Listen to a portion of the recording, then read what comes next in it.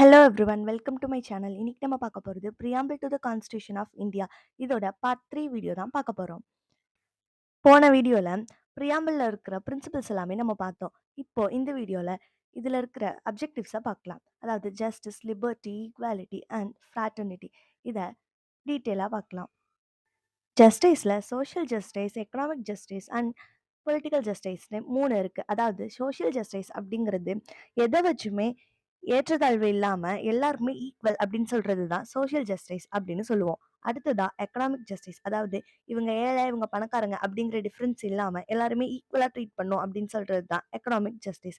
And political justice அப்படிங்கிறது religion and race இதெல்லாமே வச்சு இவங்க தான் பாலிடிக்ஸில் வந்துட்டு கன்சிஸ்ட் பண்ணும் அப்படின்னு வந்துட்டு எந்த ஒரு வேறுபாடுமே இருக்கக்கூடாது அப்படின்னு சொல்கிறது தான் பொலிட்டிக்கல் ஜஸ்டிஸ்.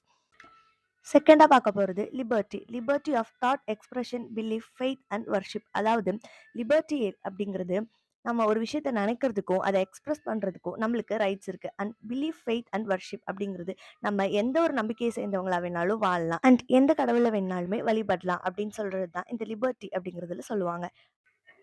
தேர்டா ஈக்வாலிட்டி அப்படிங்கிறது தான் பார்க்க போகிறோம். Equality of status and of opportunity and to promote among them all.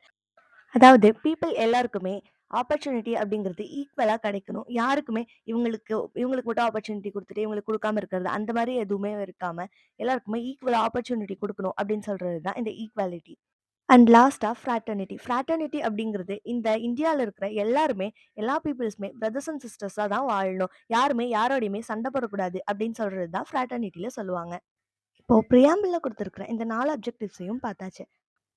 Lasta, in our Constituent Assembly, this 26th day of November 1949, do hereby adapt, enact and give to ourselves this Constitution அப்படின்னு கொடுத்துருப்பாங்க. லாஸ்டா, அதாவது November 26th 1949க்கு அப்புறம் இந்தியாவில் இருக்கிற peoples எல்லாருமே இதை adapt பண்ணிக்கிறோம் அப்படின்னு சொல்லியிருப்பாங்க. இந்த 26th நவம்பர் தான் நம்ம எவ்ரி இயர் கான்ஸ்டியூஷனல் டேவாக செலிப்ரேட் பண்ணுறோம். நம்மளோட கான்ஸ்டியூஷனை ஃப்ரேம் பண்ணும்போதே இந்த ஃபர்ஸ்ட் லைனில் இருக்கிற மாதிரி sovereign, socialist, secular, democratic republic இப்படி தான் இருந்துச்சா அப்படின்னு கேட்டால் கண்டிப்பாக இல்லை. சாவரின், டெமோக்ராட்டிக், ரிப்பப்ளிக் இந்த 3 தான் நம்மளோட கான்ஸ்டியூஷன் வந்து ஃப்ரேம் பண்ணும்போது இருந்துச்சு.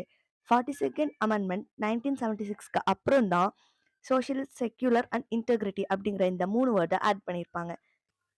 இதோட ப்ரியாமல் அப்படிங்கிற டாபிக் கம்ப்ளீட் ஆகுது.